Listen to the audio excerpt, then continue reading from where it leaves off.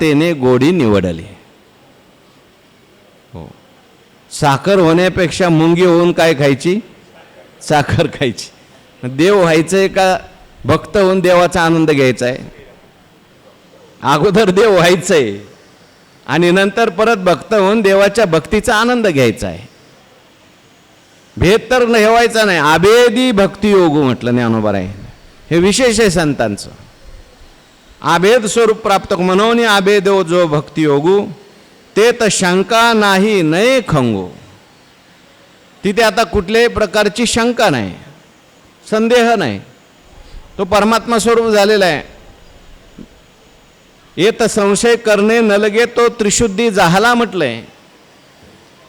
म्हणून असा अभेद जो भक्तियोग आहे त्याच्यामध्ये कुठल्याही प्रकारची शंका नसते. शंका ही द्वैतात असते. इथे अभेद स्वरूप प्राप्त झालेले असल्यामुळे शंका नाही, विकल्प नाही, संकल्प नाही. आणि नये खंगू. खंगू कमीपणा नाही किंवा खंड नाही. आता त्याच्या भक्तीला कुठल्याही प्रकारे कमीपणा नाही, न्यूनता नाही, खंड नाही. इतरांच्या भक्तीला कमीपणा, न्यूनता, खंड का आहे? कारण अजून देवाची प्राप्ती झालेली नाही. भेद आहेत, अनेक प्रकारचे विकल्प मनामध्ये आहेत. त्या भक्तीत खंड होतो. अर्थार्थी भक्त असेल, एखादी इच्छित वस्तू मिळाली, थांबली भक्ती, खंड झाला. अर्थभक्त असेल, संकट गेलं, खंड झाला. पण अभेदात जो भक्तियोग आहे त्याला खंड काय? म्हणून ते तर शंका नाही नये खंगू करिता ठेला. अहो, अशा अभेद भक्ती करता करता जर एखाद्या वेळेस तो ठेला म्हणजे त्याचा आयुष्य भानू असताला गेला, देह पडला, तरी चांगू हे सांगितले षष्टी. 6व्या अध्यायात सांगितलं तरी सुद्धा ते वायाला जात नाही. परत त्याला सुचिनाम सीमताम गे हे योग भ्रष्टोवी जायते, देह प्राप्त होतो. तिथून त्याची पुढची साधना तयार होते, चालू होते. आता वास्तविक पाहता जर आभेद वृत्तीवर आला असेल, आभेद भक्ती असेल, तर त्याला जन्मच नाही, आहे की नाही? पण त्याची इच्छा असेल किंवा अजून बोध पक्व झाला नसेल आणि जर त्या ठिकाणी आयुष्य संपलं तरी सुद्धा काही वायाला जात नाही. तो चांगल्या कुळात जन्माला येतोय. जयाच्या कुळी चिंता झाली ईश्वराची प्रतिव्रता, जया ते गृहदेवता आदी वृद्धी, अशा ठिकाणी तो जन्म पावे, अशी ओवी आहे पुढे. तिथे त्याला सगळं त्या बाळपणीच सर्वज्ञता वरी तयाते, मोठकी देहाकृती उमटे, ज्ञानाची पहाट फुटे, सूर्यापुढे प्रगटे प्रकाश जैसा, दशेची वाट न पाहता वैशेच्या गावा न येता, बाळपणीच सर्वज्ञता वरी तयात. म्हणून तयात करिता ठेला तरी चांगू हे सांगितले षष्टी. 6व्या अध्यायात हे सगळं सांगितलेलं आहे.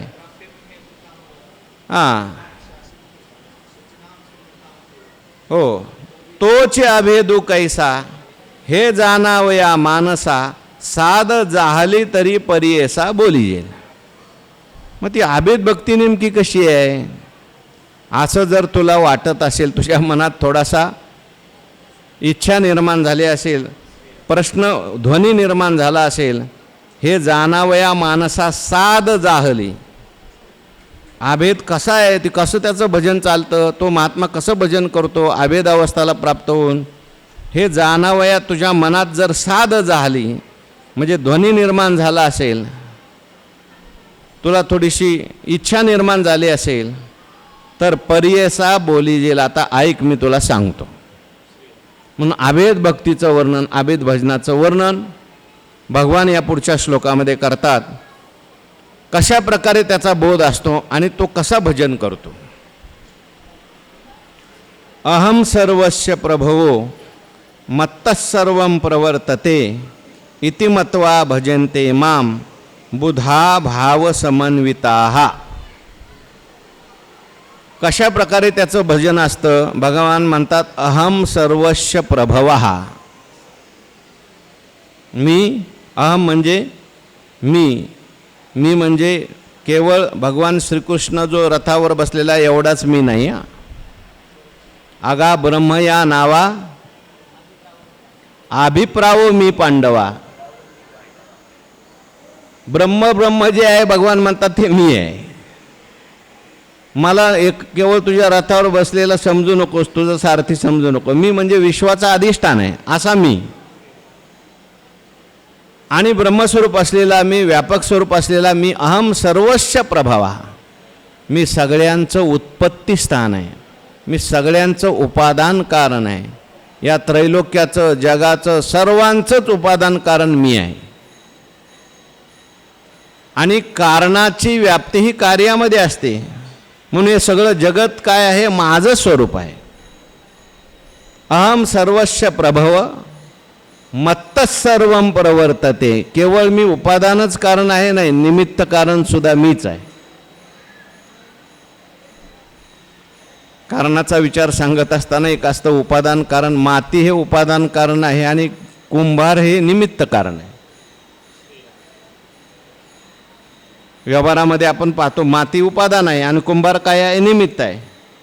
तसं जगाच्या बाबतीमध्ये उपादानही परमात्मा, निमित्तही परमात्मा, दोन्ही कारण परमात्माच आहे. म्हणजे जग परमात्म्याने केलं, नवे नवे जग परमात्माच झाला. जसं कोळी असतो ना, तो कोळी नावाचा कीटक आहे, तो जाळं तयार करतो. तो आपल्या शरीरापासूनच जाळं तयार करतो आणि परत ते जाळं जे आहे ते आपल्यातच सामावून घेतो. तसं भगवान परमात्मा हे विश्व प्रगट करतो. नवे नवे भगवंताच्या स्वरूपाच्या अज्ञानामुळे हे विश्व दिसतं. जसं दोरीच्या अज्ञानामुळे दोरी सर्परूपाने प्रतीतेला आहेत. आणि नुसता भगवान उत्पन्न करतो असं नाही. या सगळ्या जगाचं नियमन, स्थिती असेल, पालन असेल, हे सगळं सुद्धा भगवानच करतो. चाले हे शरीर कोणाचे, सत्ते कोण बोलविते हरवीन. या सगळ्या जगाचं नियमन भगवान परमात्मा करतात. उत्पन्न करणंही, नियमन करणं. म्हणून मत्तः सर्वं प्रवर्तते. माझ्यापासूनच सगळ्या प्रवृत्ती निर्माण होतात, क्रिया निर्माण होतात. या सृष्टीचं नियमन होतं. भगवान परमात्मा नसेल तर या सृष्टीचं नियमन होणार नाही. सामान्य माणसाचं काम नाही. अहो, एका घरात काय लागतं काय नाही लागतं तेवढं सुद्धा आपल्याला कळत नाही, आणि कळलं तरी पुरत नाही. पण या सगळ्या सृष्टीमध्ये कोणाला कधी काय लागतं, कोणाला कधी काय लागतं, हे सगळं देवाला कळतं. आणि सगळ्याचं नियमन, ज्याचं त्याचं नियमन देव करून टाकतो. आकाशे सर्वत्र वसावे, वायूने नाव भरी उगे नसावे, पावके दहावे वर्षावे जळे. पाऊसच जर नाही पडला तर काय होईल, सगळं बिघडून जाईल ना. म्हणून हे सगळं नियमन मत्तः सर्वं प्रवर्तते. हां, म्या चालविल्या सूर्य चाले, म्या हलविल्या प्राणो हाले, जो जगाचे चाळिता. म्हणून भगवान परमात्मा हे सगळं करतात.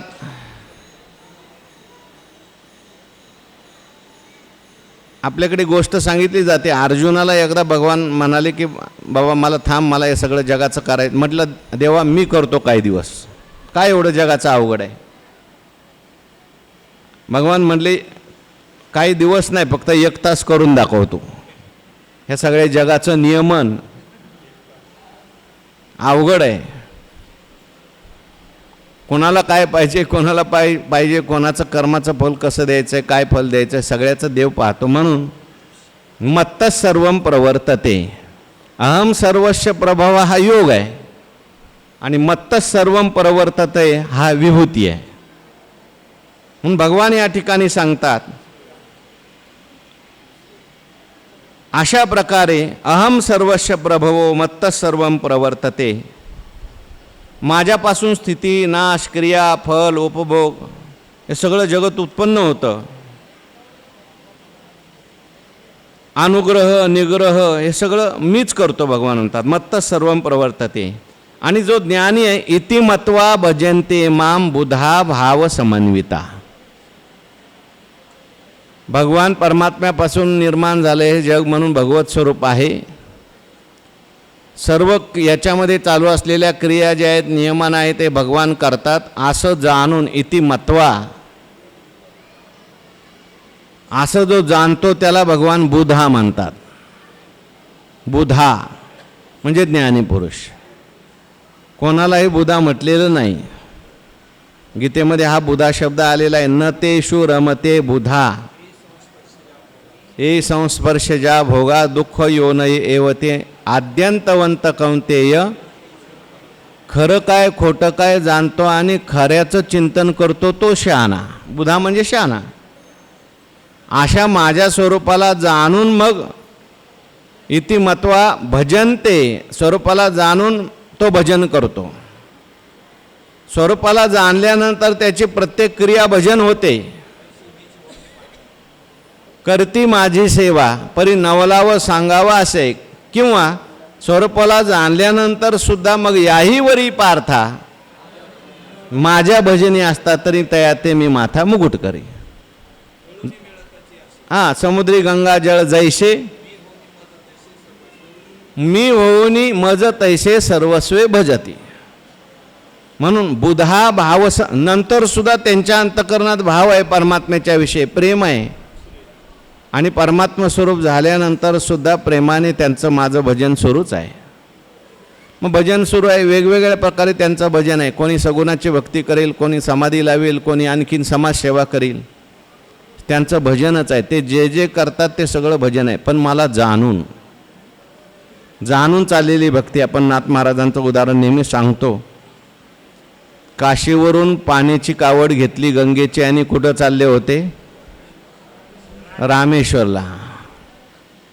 अनेक भक्त चाललेले होते. भगवान शंकरांना पार्वती माता म्हटली, काय या कलियुगात सुद्धा बघा भक्ती करणारे लोक किती आहेत. कुठून कावड घ्यायची, अनवाणी पाण्याने सगळीकडे कुठं जायचं.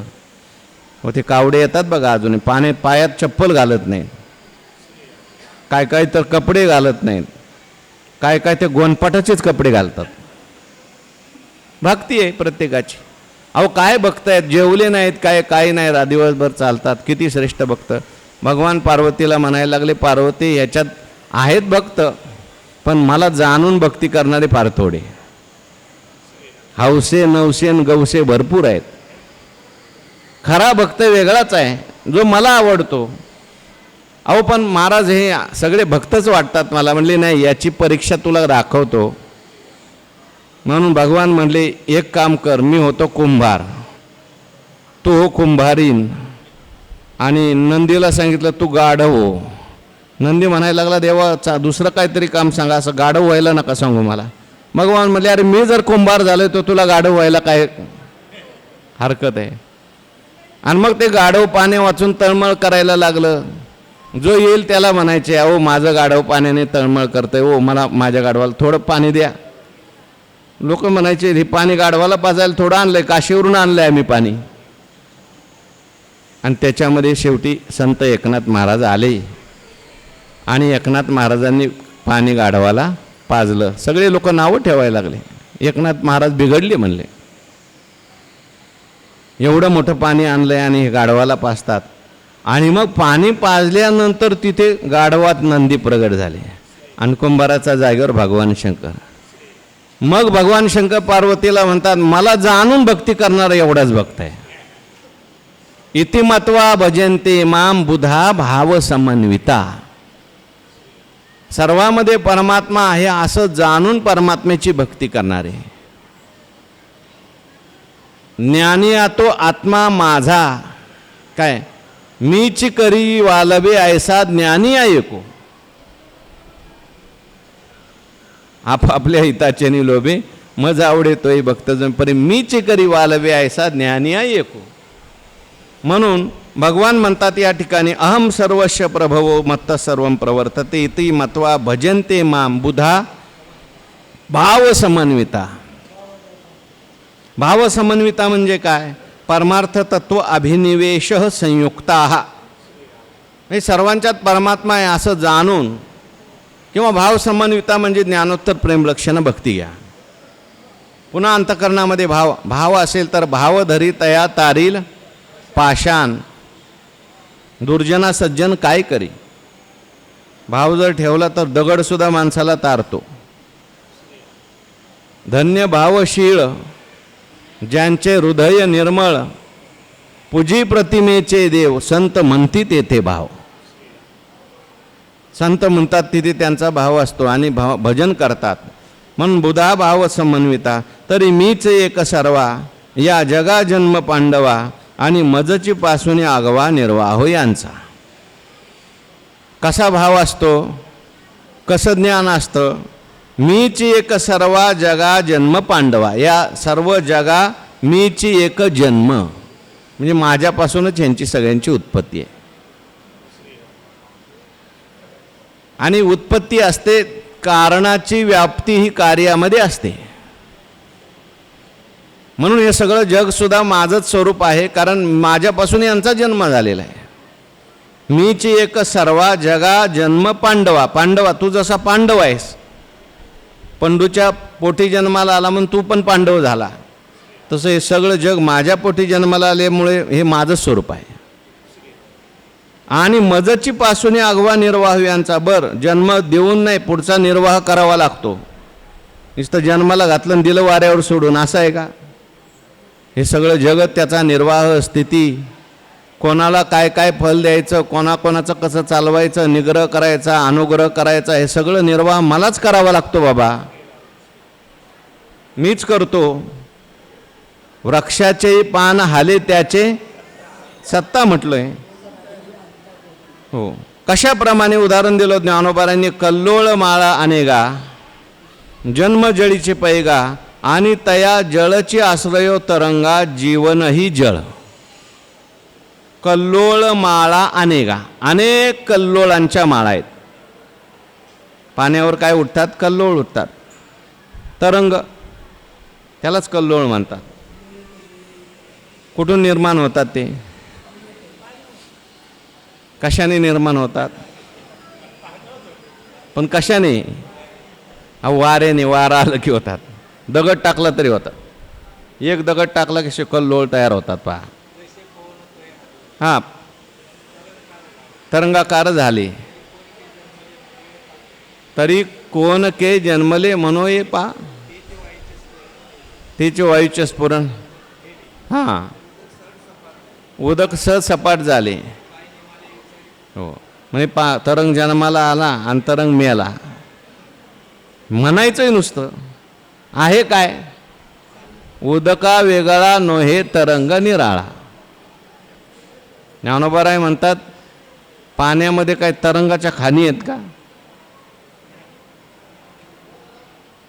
पाण्यात तरंगाच्या खाणी आहेत? अहो, ती वाऱ्याची करणी आहे. अहो, सागराचे पाणी काय तरंगाच्या हात खाणी, परी ते अवंतर करणी वाऱ्याची नव्हे.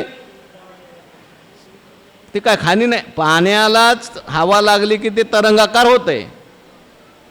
त्याप्रमाणे परमात्म्यालाच मायेचा स्पर्श झाला का जग होतंय.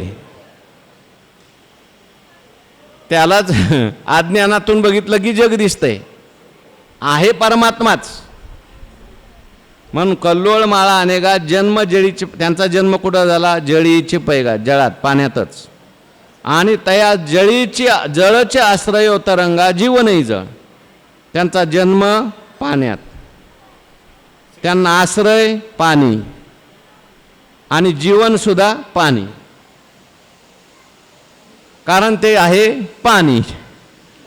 पाणी सोडून दुसरं काहीच नाही.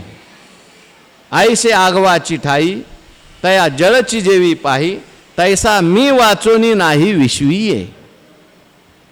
ज्याप्रमाणे त्या तरंगाला सर्व ठिकाणी पाणी, आगवाची ठाई तया जळची जेवी पाही म्हणजे जन्मताना पाणीच आहे, त्याला आश्रय पाण्याचा आहे, त्याचं जीवनही पाणीच आहे. नवे नवे किती धावत धावत तरंग गेला, नाही म्हटले तो तरंग आला आला आणि पार इंद्रायणीतून वरच आला म्हणे जोग महाराजांच्या समाधीपर्यंत आला का वर. पाण्यावरील तरंगू जरी धाविन्नला असं वेगू तरी नाही भूमी भागू क्रमिला तेने. पाण्यावरला तरंग किती जरी धावला तरी जमिनीवर येत नाही. तसं याची वृत्ती किती जरी त्या ठिकाणी धावली, कुठं जरी गेली तरी परमात्म्याला सोडून जात नाही.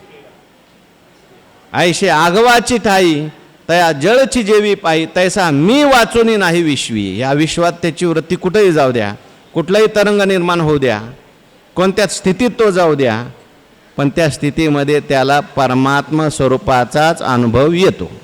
बोलताना, खाताना, जेवताना, झोपताना त्याला परमात्माच आहे.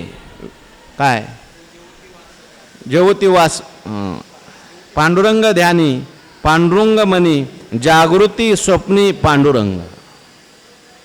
सर्वच ठिकाणी, सर्व अवस्थामध्ये, सर्व व्यवहारामध्ये त्याला आता परमात्म्याशिवाय दुसरं काही नाही. तो परमात्मा स्वरूप झालेला आहे.